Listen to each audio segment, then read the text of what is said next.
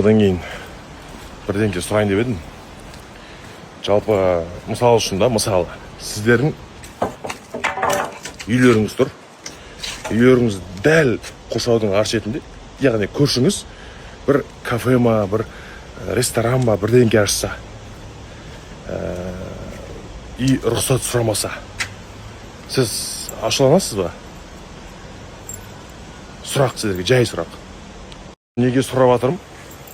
Себебі біздің тура туалетіміз, даладағы туалет бар. Тура туалеттің ар шетінде осындай бір заведение ашылды, көрші. Туалеттің ішінің бәрі барады деп ойлаймын енді, білмеймін, көреміз. Вообще рұқсат сұраған жоқ. Көршілер сәлематсыздар ма? Біз осындай бір заведение ашып жатыр едік. Жалпы пісіретін тамақтарыңыздың иісі сіздерге қарай барса, ренжімейсіздер ма? Сол көршіден рұқсат алдым деген бір қол қойып бересіздер ма деген сияқты да. Ештеңе рұқсатсыз осындай бір көршіміз заведение ашты. Жилой домдар ғой, барлығы жилой дом, барлығы мына жақта стройматериалдар отыр да. Мына жақтан біткеннен кейін шығарып тастағанбыз ғой. Енді жалпы дұрыс па кісінікі деймін да.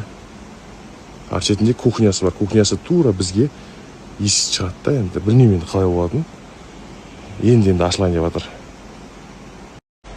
Жоқ әлде ашылуына сразу шақырайын деді ма көршілерім деп. Білмеймін, түсінбей тұрмын да жалпы. Араларыңызда бір юрист, заңгер, осындай бір білетін жилой домдардың арасынан жалпы осындай бір кафе, ресторан, жалпы дұрыс па ашу? Сұрақ. Еще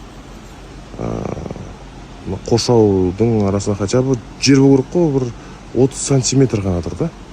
Қалай болады екен деп ойланып тұрмын да.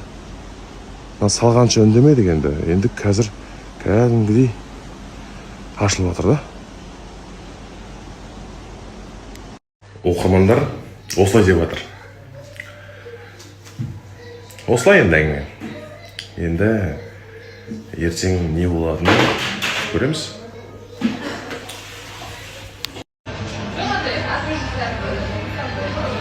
Қыздармен тамаққа келіп қалдық.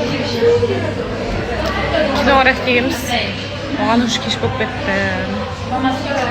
Кстати, қандай кино күшті қазір болып жатыр? Айтыңдаршы.